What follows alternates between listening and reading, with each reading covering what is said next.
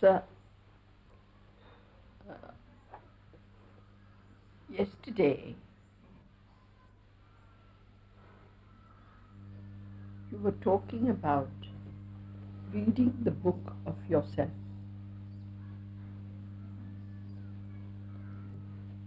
Which is the book of mankind. And you asked a question: with what instrument will I look?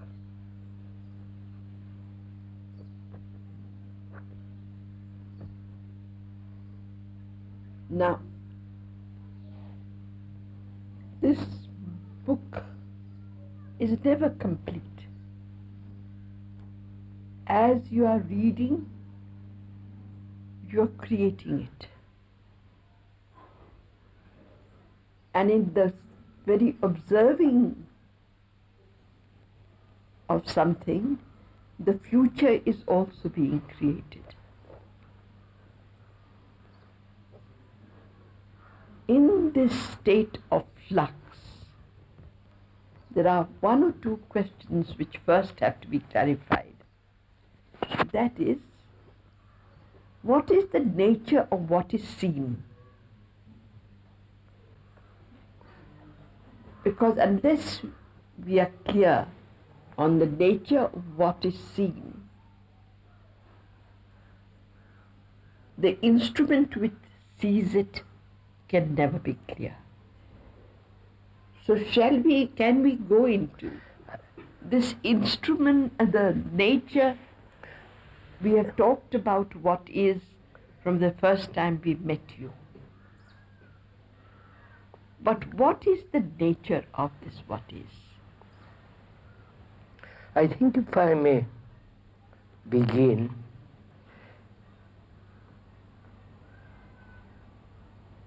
the whole history of man from 2 million years or 40,000 years is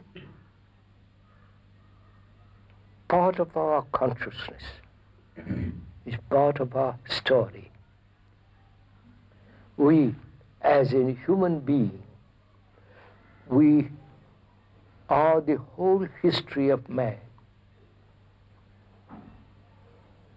I don't know if you grant that.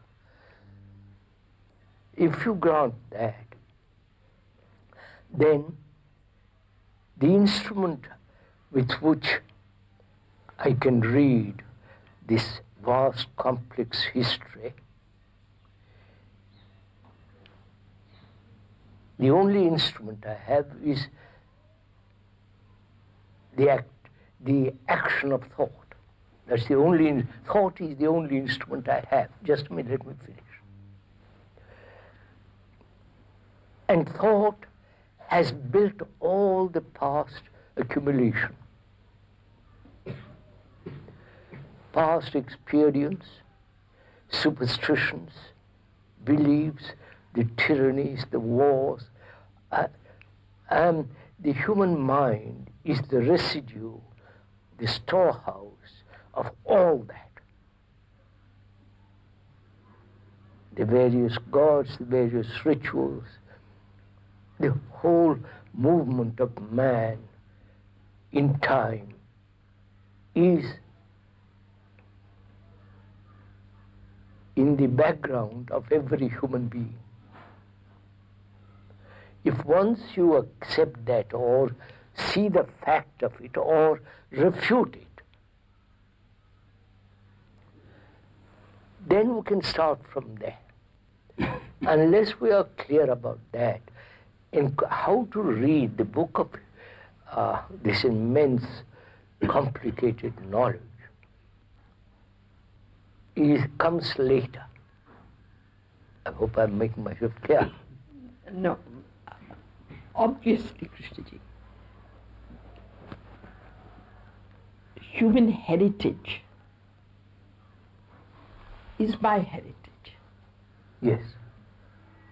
The two are not separate. No, but very few are willing to accept that even. No, Krishnaji, at one level I'm sure most people will accept I it. doubt it. that the whole development of man, of human heritage, all that has taken place, Yes, yes. the ideas which has formulated the brain cells, they don't belong to a single person.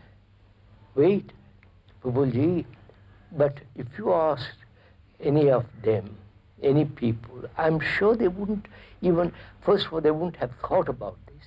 If they begin to think about it, I'm not sure they would see the fact of it.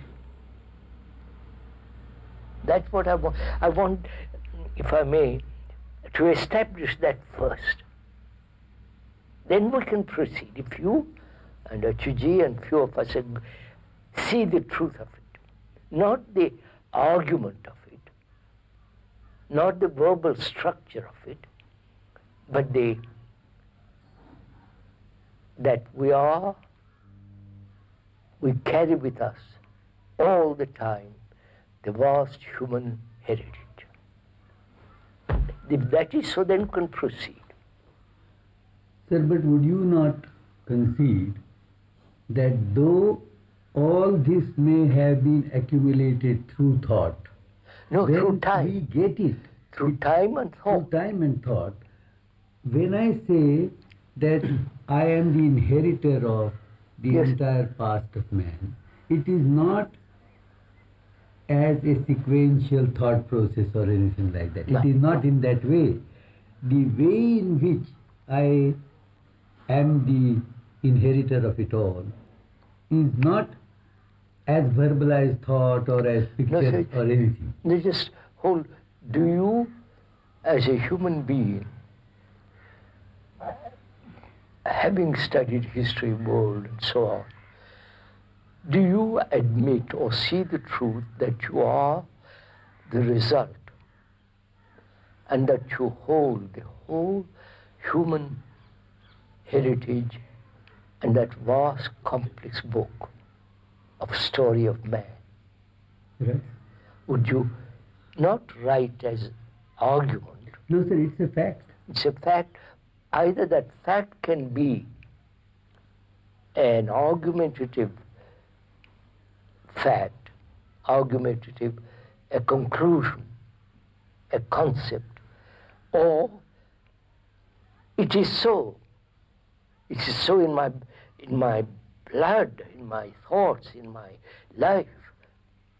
That is why I say, sir, if it is in my blood and if it is in my the whole being, then it is not a sequential thought process.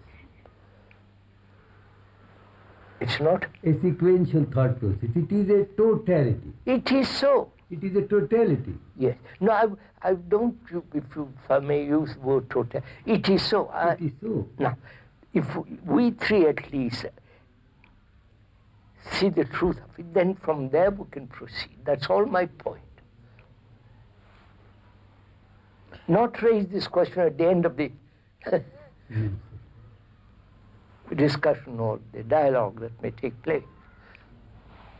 It is as much a truth as the fact that the human body has evolved, let me put it this way, is a universal Phenomena. phenomenon. Of course. In that context, when I say I accept that I am Right. human Right. heritage. Now then, from there proceed. I am, in me abides the whole story of man. His sorrows, his anxieties, his loneliness, his miseries, his happiness, his experience, and so on, so on. This vast story. Yes. Then the question which you raised just now, which we raised the other day, what is the instrument with which I read that book? I have raised two questions. Yes. Before even I go to what is the instrument with which I read that book, what is it that I read please let me. What is it that I read? I say I am. As you are reading, it's changing. It's changing. As you are reading, it's I'm moving, projecting. living. Huh? As I'm reading, the future also is coming into existence, or is being projected. No, wait a minute. When you use the word future, the past, right? Yes.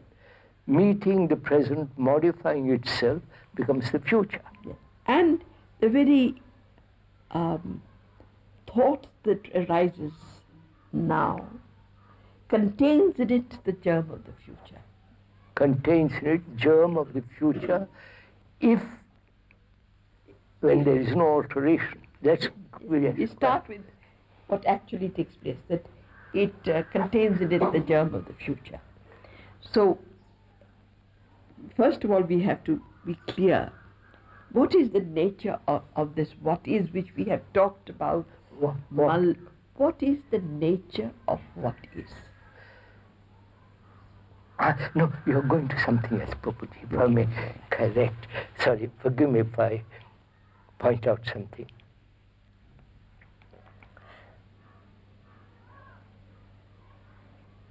If I am the totality of mankind, if I am the storehouse, I won't use the totality, if I am the storehouse of all human endeavor, Yeah. and I'm not aware of it, I don't know the nature of it, the content of it, and I want to study it. Yes. I want to learn, if it is possible, the nature of consciousness, not as my consciousness of man, which is the past. You see, the moment you say that I am reading the consciousness of man, Which is the book of... and not my consciousness. There is no your consciousness. Look what takes place.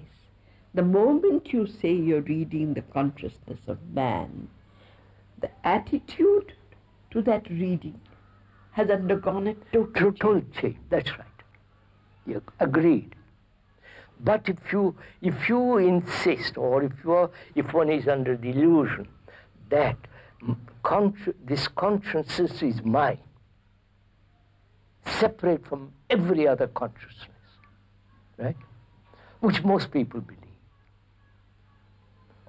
Perhaps many of the psychologists believe. Then we are moving in two different directions. Yes. Obviously. Huh? Obviously. But see the trap there. Yes, I know the trap. The trap is we say we are the history of mankind. But when we start investigating consciousness, which is the storehouse of man. Huh? but if you were objectively looking at the history of man, which is consciousness of man. yes, you would read it one way, that book. It was in 12 encyclopedias, you would read it one way. I'm not talking of No, encyclopedia. but look at the difference. You would read I know it one way. yes. The moment you see it as something which sprouts within me, within my consciousness, as I know what you're saying. You got it. immediately, my response to it is of a totally different nature. So that's what I was coming to, naturally. If one sees one's consciousness as universal, if we can use that word, such a large word, that the consciousness which exists in me is the consciousness of all human beings, right? If you accept that, after logical examination and investigation, then our whole activity of perception changes, right? Yeah. Now, do I regard this consciousness as mine? We must be clear on that point. and not yours or anybody's. It's my private ground, I would my say, private property. I would say the consciousness of mankind is revealed on my private ground. Now just a minute. You're saying, by understanding my consciousness, I recognize that is the consciousness of man, Yes. of all human Yes. beings. So, all right, I'll go along with that. But I mustn't insist that it is mine. No, the only thing which I can come with you so far as to say is, what is revealed, I cannot say is unique to me. Is Unique to me. unique to you. It is a part of the total consciousness of man. But who does, or, But it is revealed within my ground. I And understand therefore what you're my saying. relationship to it is very different. I understand. Are you saying in the understanding, in the observation, investigation of my consciousness, which I have thought to be separate from everybody else, in that investigation, there is the discovery that this, what I have called my consciousness, is not my private ground, but it is the consciousness of rest of man. Which is, sir. That, if we agree to that, I agree. No, Go on. but let us, because this is not so. You see, the observing of that which arises has no place in it for this other statement, that it is the consciousness of mankind. What is this? I didn't quite follow. The observing of that which arises, after you can't observe something which doesn't arise, No, the arising in consciousness of loneliness. loneliness, and the observing of loneliness doesn't bring into it all these other factors that it is the loneliness of mankind. Yes. It is loneliness. Yes, it is. Take any factor like sorrow. In investigating my sorrow, my loneliness, which I have been scrupulously keeping into my courtyard, my private ground, there is the discovery that it's the rest of man. All men are lonely. All people suffer. It is, I discover something tremendous. Not the little potty little consciousness of mine. The discovery that it is the whole of mankind is an enormous, you follow, perception. What brings that perception about? Let us take it minutely through a microscope. Loneliness arises, or Yes. sorrow arises. There is an observing of that thing we call sorrow.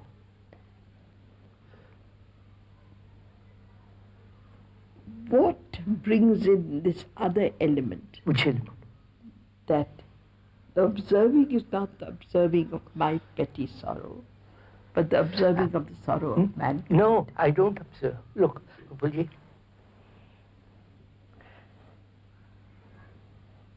I have seen, and you all must have seen, it's not my seeing and therefore it's superior.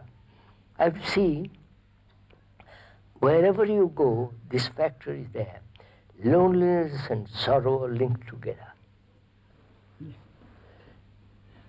Go to America, it is there. Europe is there. China, Russia, India. Anywhere you go, this factor is shared by all of us. To realize that, just a logical conclusion, even to admit to oneself how extraordinary this thing is, so shared by all of us, is a great change has already taken place. Yes. Right? Yes. Yes. Now, can we proceed next? I still go back to these two things. Let's go back. One is, if you say with what instrument, I haven't come. no, I'm coming to that little later. no, but I again ask, what is it that has to be observed? I understand. What is it that has Now, to be observed? I observe sorrow, loneliness, sorrow, with synonymous, those two. Which are the emotional responses to a situation, To a crisis. to a crisis, to a situation. I feel suddenly a feeling of shrinking, A a feeling of anguish, or feeling of some great loss. And I look, Huh? and I look. No, not you don't look. That's what I want to come to. Let's be clear. Suppose one has lost a great friend, or a wife whom you really loved, or a person whom you loved. And there is the ending of that person.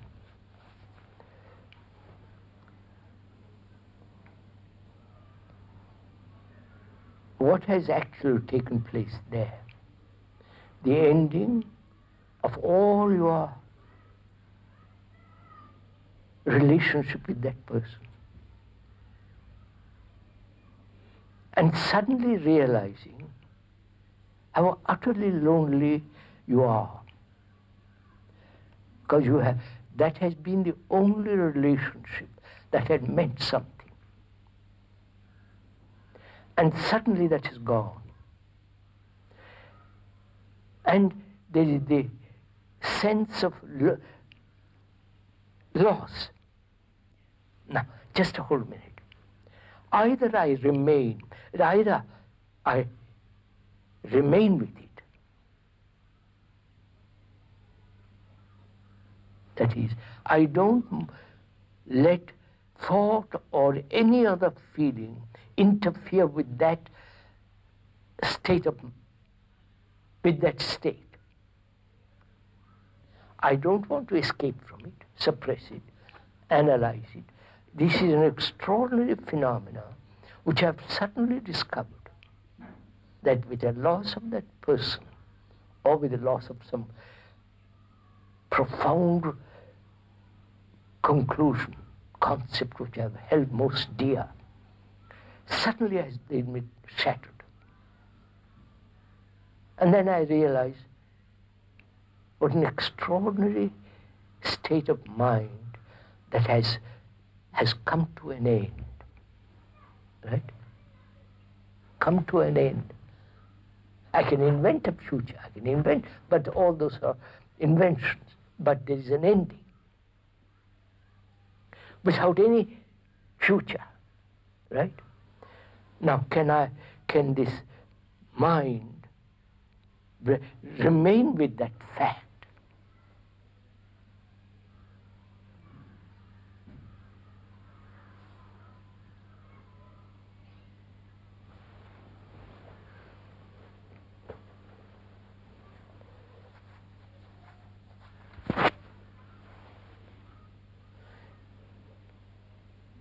Not as an observer observing a fact. The observer is the fact. The observer is that state. There is no division between the observer and the thing he is observing. Right? Am I making myself? It is, he is the suffering. He is that ending. It's like a jewel that you are looking, holding.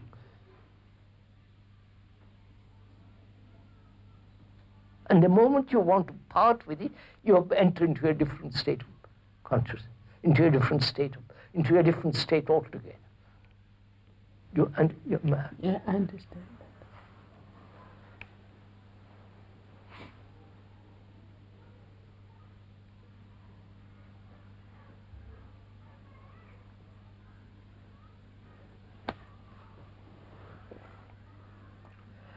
Now, the history of mankind is my history, right? Right? Yes. I want to read that book because it must be the most extraordinary book, right? It has not been written. There is no chapter, first and 10th chapter. There are no paragraphs. It is a tremendous movement, right? Can a mind, any mind, contain the enormity of it? Now, wait a minute. We must begin here. What is the mind? May I go into that? What is the mind and what is the brain?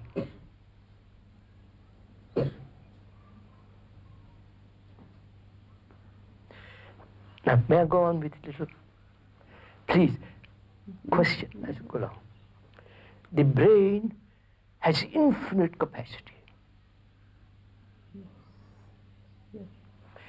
Look, it's what it has done in the technological world. Something incredible. Right?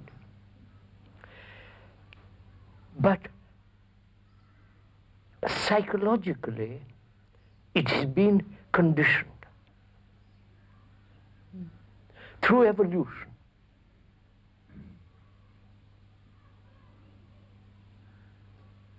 Through evolution being time. Through that concept. Of course. Not through it, but through the concept of time. Of course. No. Just I'm going to go slowly into this carefully.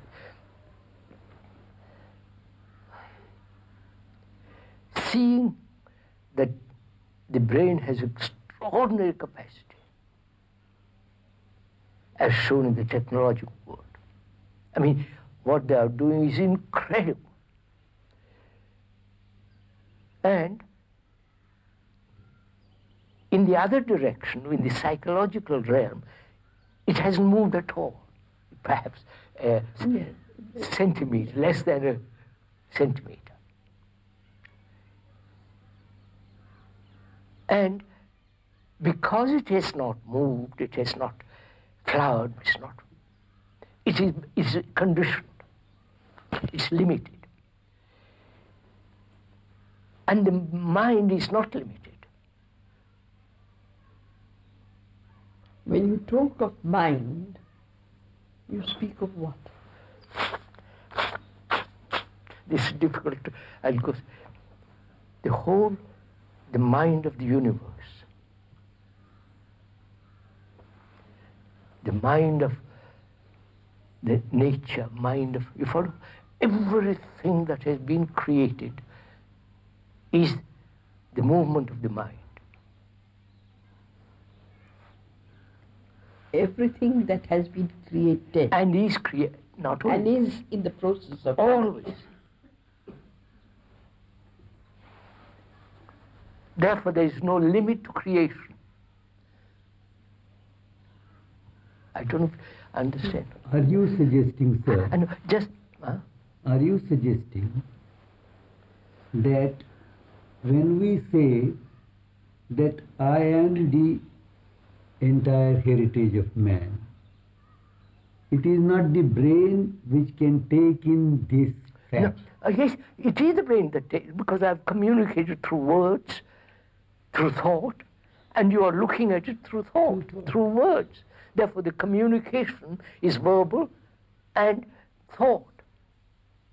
So let's go back to that for the moment.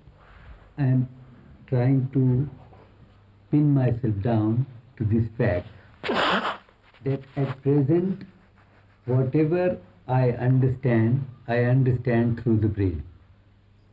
You see, he has moved to another that's what I say. Another dimension altogether, which, if I understand it, is this: the brain has done tremendous things in the field of technology. But the Science. psychological It is elements of the static. brain are static. Steady.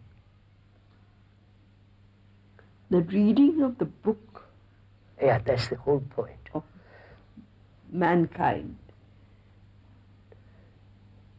I asked a question: can a single brain contain it? And you came to Brain and the the mind. brain and the mind. That the brain being limited That's right. and not having moved can only move within its own Circle. circle. The mind being the very source of creation Yes. has no limits. Yes, that's right. And therefore, this whole history of mind, history of man, is within it, if I may put it.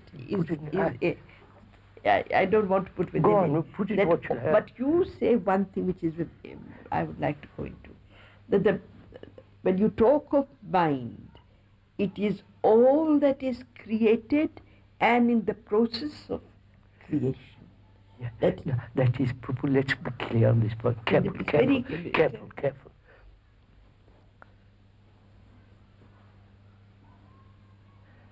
Thought has created in this world, in the physical world,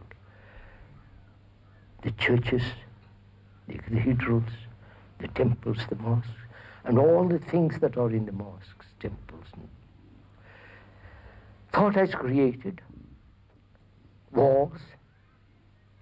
Thought has created the conflict between man and man, right? Thought is responsible for all this. And because thought in itself is limited,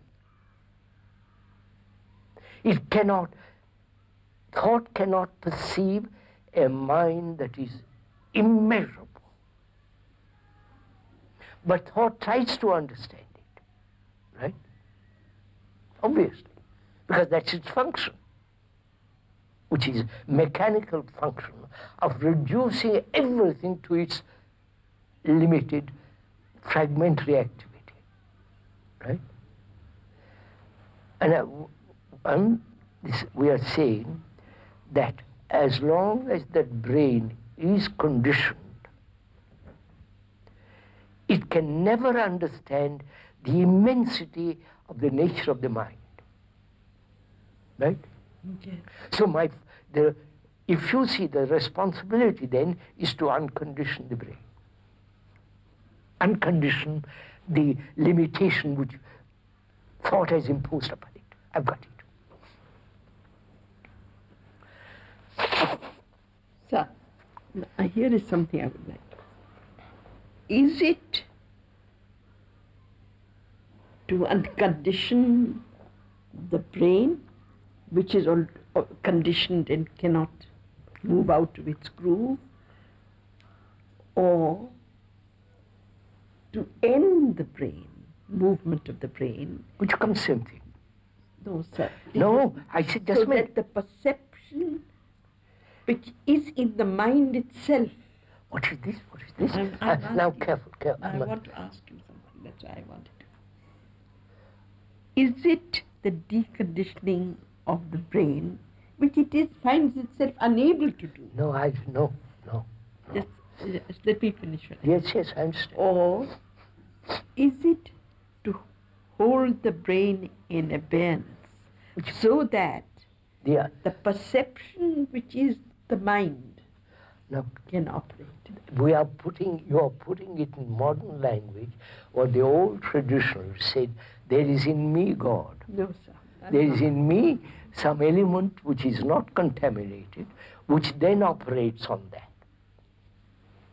But you have drawn the distinction I don't between accept brain that. and mind. I've said that. You have drawn the distinction No, wait. between the conditioned And the and unconditioned. the non-conditioned. Yeah. Which are obvious. Between that which has an ending. I haven't talked about ending No, let me yet. talk about the brain. Everything which is in the brain and as it functions is fragmented. Yes, limited, fragmented.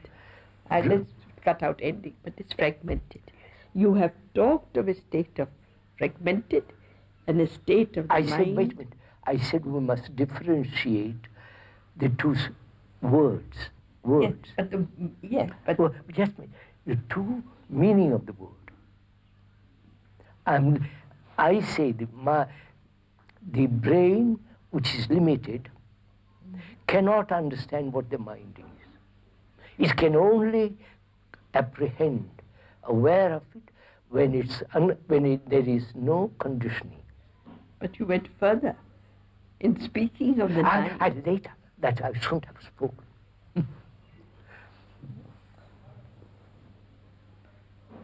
But you have spoken. I know, unfortunately.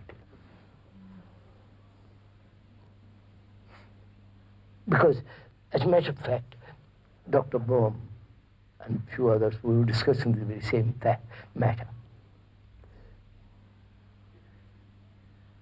You understand, Prabhu? This is really very interesting.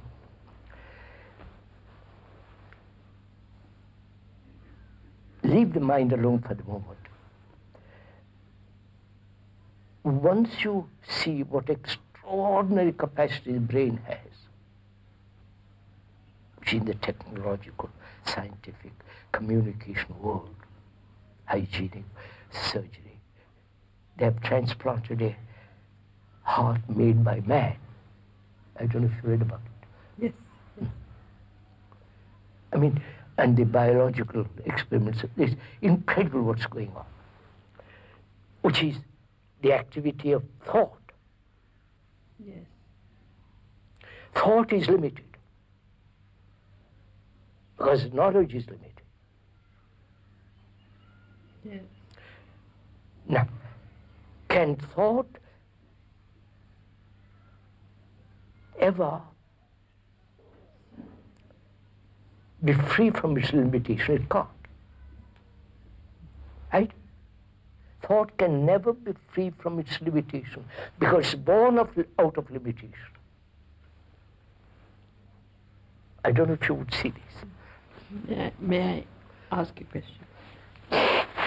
What is the distinction between thought and the brain? Thought is the activity of the brain. Is there anything in the brain apart from thought? I won't fall into that trap. You are now going back to the old... No, I'm not, sir. I'm not. If we accept that the brain has these tremendous potential, and we are only using very, very small part. obviously, even at the ordinary level, not talking of anything beyond that, if you could do with the psyche what you have done with technology, that's all I'm saying. Then the universe is open to you. Yes. It's just that. Now, that's all I'm saying. If the brain has been able to do such extraordinary things technologically, if the brain can free from the limitations of the psyche, yes. it is incredible what it can do. Then I'm saying the brain is the mind, and it's totally free. There's no capacity. No, I shouldn't use the word capacity.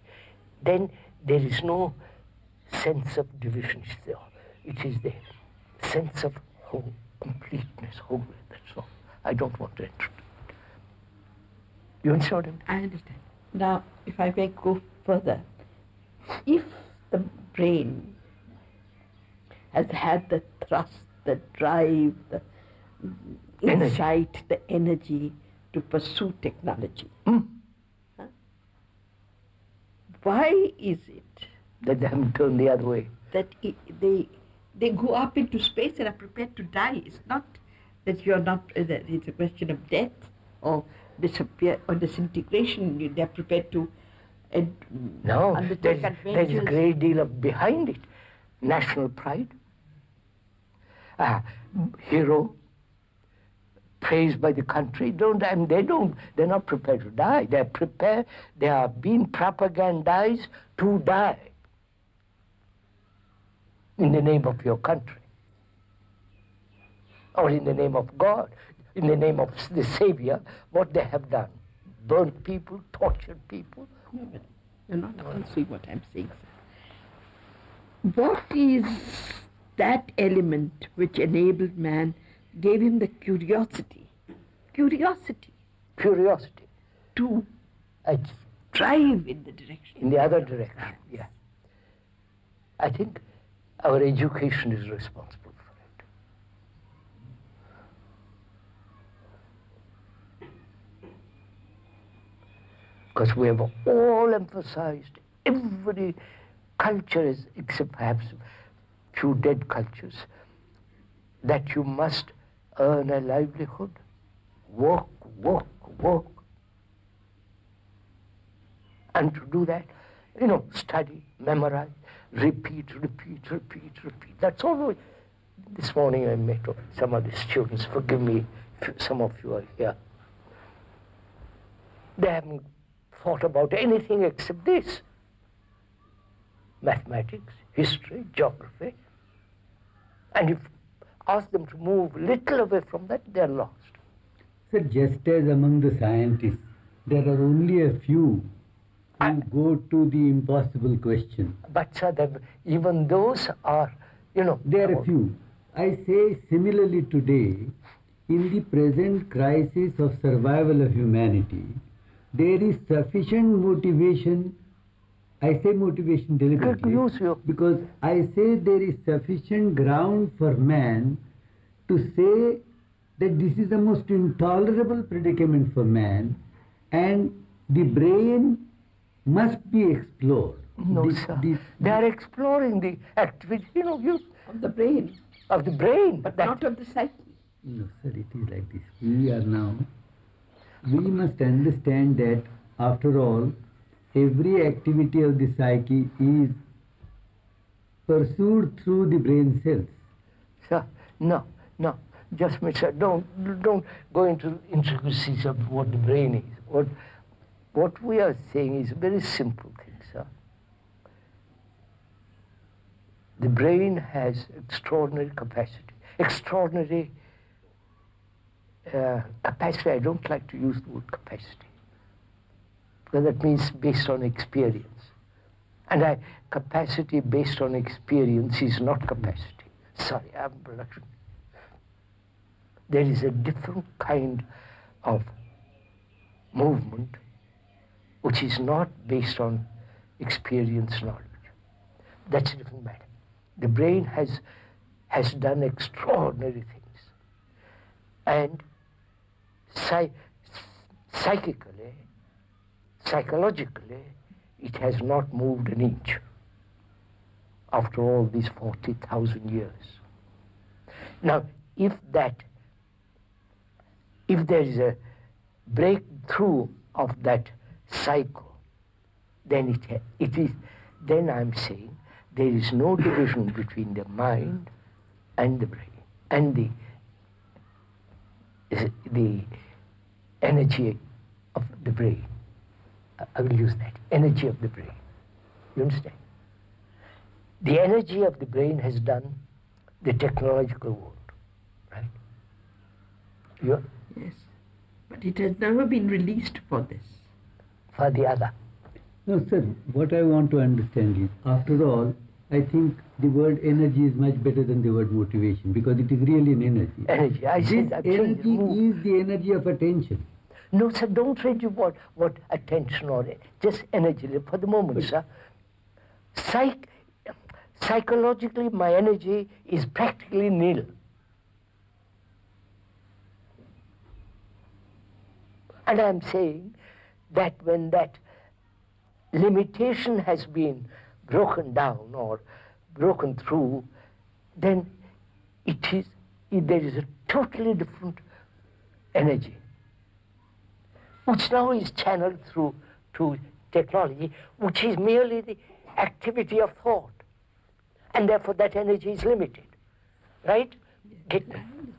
Sir, I am making a very simple statement that where you point out to the limitations of thought, I say that man has within him a energy which can transcend the limit of thought, and that is the energy of attention. No, sir, you don't.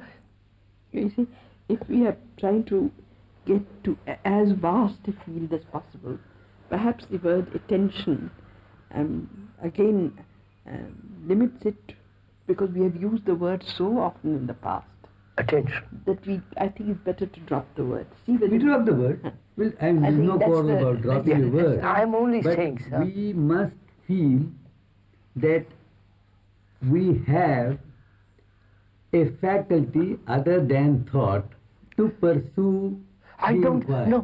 No. I won't. You see how he's introducing again the same old pattern, which is there is a faculty which is hidden, which is the energy of God, whatever you No, call sir, it, I am saying I am looking at these leaves, I am looking at that tree, which is what? which is just plain attention. No, it's energy. It is energy. That's what I say. Keep to that word. Keep to that word.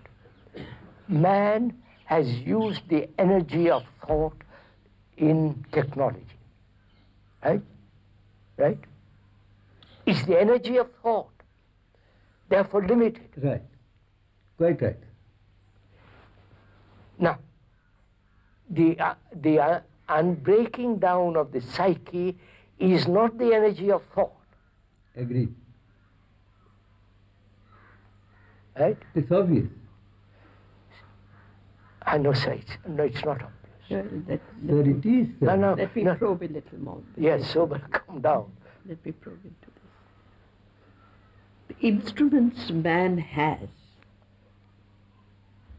Let us examine those instruments. One is thought.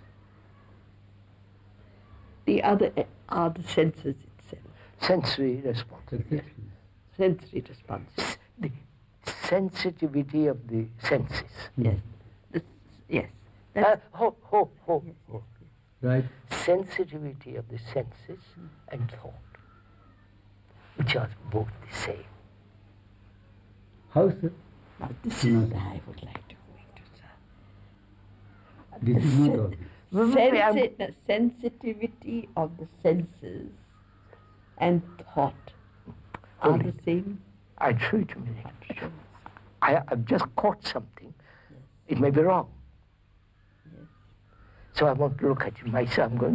I don't accept what I say. I mean, I didn't mean that. I want to examine this. The sensitivity of the senses. Yes. Our senses are controlled by thought.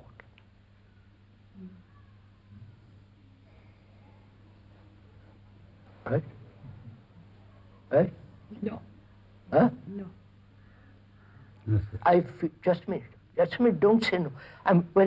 Don't take any definite stand. No, I'm not saying when you make a statement. I made a stand. I'm going to see if it falls. I'll drop it. If you take a stand, No, I'm not dropping. No, I'm that's not right. dropping that. I say the senses are now shaped, controlled by thought. That is, my sense of taste. Yes. If I like it, thought comes in. So I want more of it. Right. If I feel something or other, thought comes in. Say, look, be careful, that's painful, don't go through that. So, is there, I'm just asking, is there a movement of all the senses, total senses, without the interference of thought? Just look at the question first before we throw it out or accept it. That is, have you ever looked at the movement of the sea? Movement of the sea, not the movement of trees. This vast movement of tide, the beauty of the waves, the enormous power of the waves, with all your senses alive looking. in that, there is no interference of thought.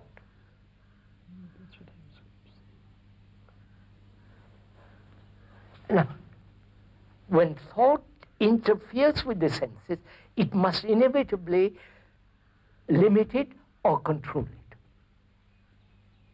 I'm right. I'm going to stick to this. What you say is right. No, I won't even argue with you. Oh, On with what you have said just now. There is a challenge, and my senses respond according to the conditioning of the mind, which is thought. But there is a response of the senses. partial, always partial. Because thought is always watching, controlling it, trying to say, I must not. No, but this sir, is wrong, that's right. I'll use, forgive me, but once, for some instance, Yes, all right. there can be, Yes. water being reflected in water. What is this? What is this? I used it. It can be like water being reflected in water. That is, there can be a state of senses when there is nothing contained in those senses. Yes, all right, go on. So, I want to push one more thing. I want to ask you, you'll probably jump down my throat. I won't. That is, there is some connection between the senses. You see, sir, that it's a little confused. I'm not myself very clear about All it. right. You look about, when you think of your brain, you think of it as there. When you think of it Somewhere in the head, somewhere in the head. enclosed by the scalp.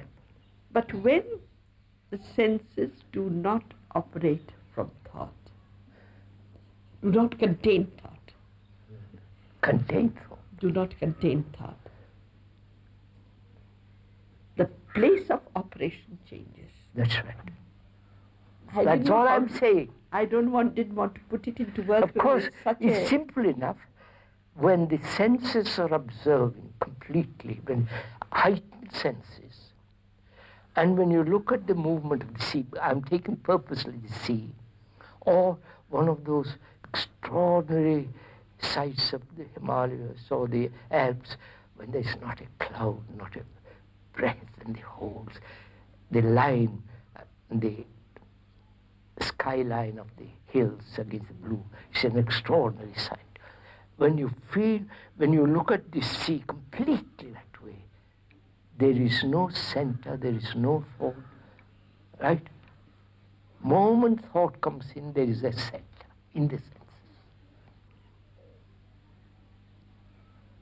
Right? you have thought, there we have thought of thought, we have thought of the senses. Yes. Is there a third movement? Yes, that's the whole point. What is that? You repeat. I said we have talked of thought, we have talked of the senses. I ask him, is there a third movement?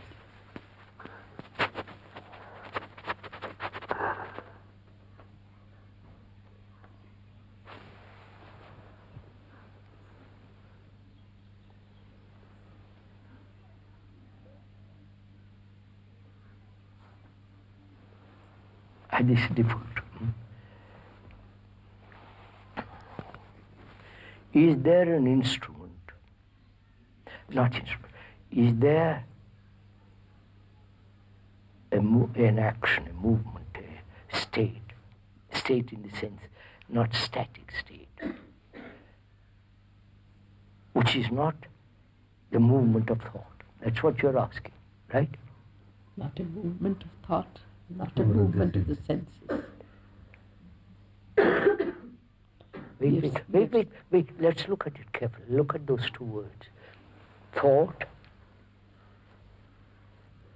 and not movement of the senses.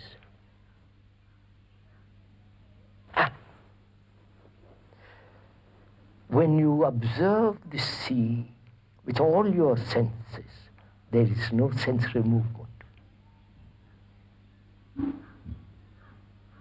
Right? Right?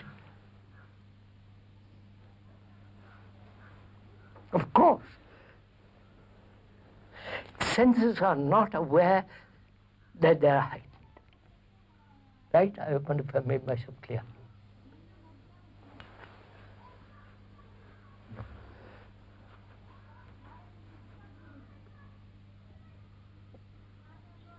Yes, anything that is excellent is not aware of its own excellency.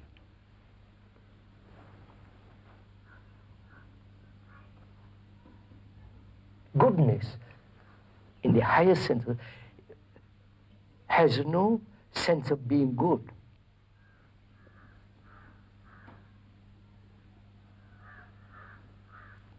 See, what you're saying is, yes, I stick to this. you see, Krishnaji, you're taking, let me... You go on, darling. You're taking the essence of all thought. Huh? Yeah, let me put yeah. it this way. Yes, sir. You're taking the essence of all thought, the essence of all senses, and it is essence itself then is the instrument. No, I leave it for the moment. I understand what you're saying. Now, first of all, I like to get this clear between ourselves.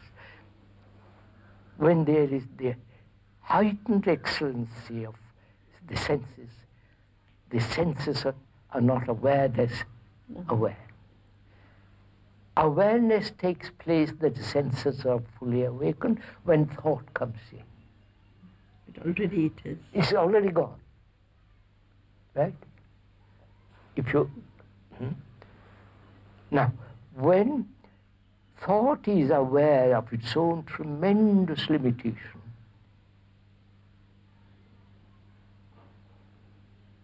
then it's broken through. But to realize that is not verbal, not thought, not to see thought has no place in the movement of... I must go into this. Steady. Lovely minute. What are we trying to get at? We are reading the story of mankind. See how far we have gone. And we are asking what is the instrument with which we I'll read. tell you.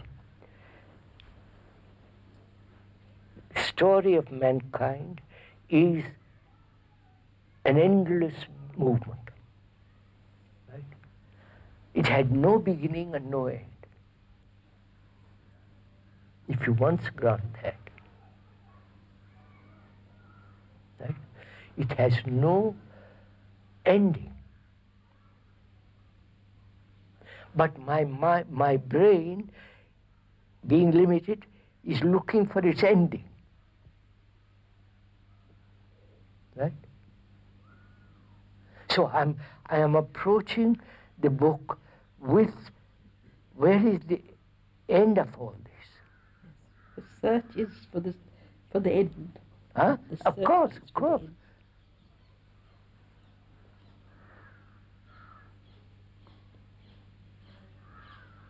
But to realize there is no end, you know what it means?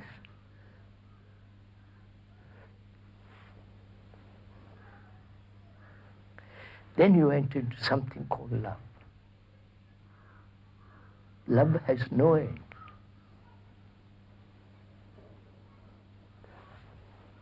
I may love my wife.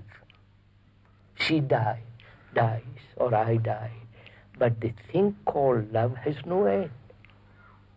But I've identified myself with my wife, and when she dies, my love has gone. Or I love somebody else, which then becomes pleasure and all the rest of it. Yeah, I don't want to enter all that. So, how do I read the book? That's the question. How do I read the book? You don't read at all.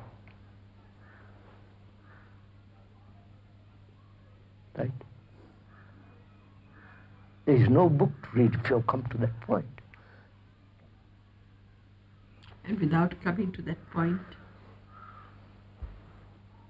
with the other instruments, You merely examine, analyze, change, move, change the chips in the same field. Right? When you have come to this really deep point where there is that life, that this book has no end and no beginning, which means you are that book. Not that you become eternal, which is danger again, but that life as this movement has no end. It's then the universe, right?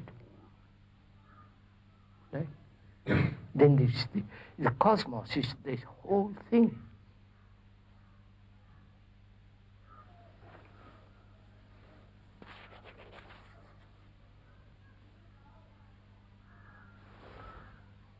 What? time, What? time for you to end. Oh yes.